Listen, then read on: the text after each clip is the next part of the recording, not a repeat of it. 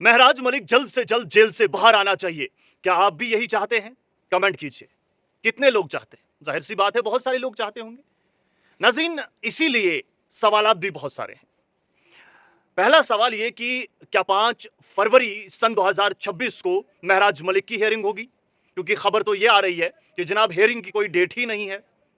क्या जम्मू में होगी या श्रीनगर में होगी? बताइए, साफ कीजिए।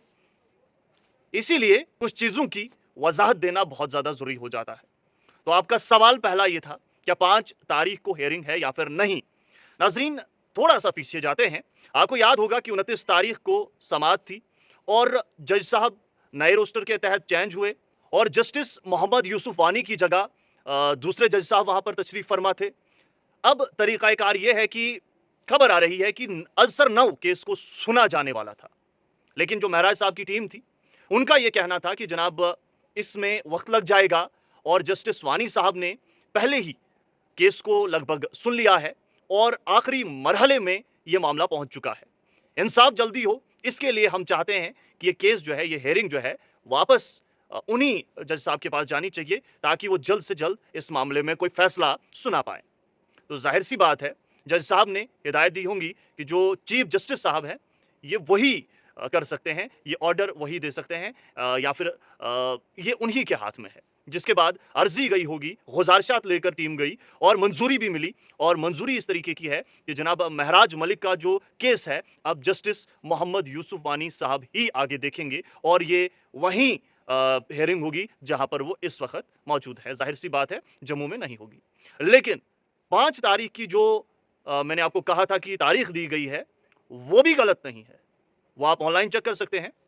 वो इसलिए सही है क्योंकि अगर मामला इन्हीं जज साहब ने आगे भी सुनना होता तो जनाब 5 तारीख को ही वापस हियरिंग होती, लेकिन अब हो सकता है कि नई डेट जो है वो अनाउंस हो और नई डेट को जो है वापस श्रीनगर में अब इसकी हियरिंग हो। तो ऐसा बताया जा रहा है, ऐसे सोर्सेज की जानिब से खबरें आ रही है।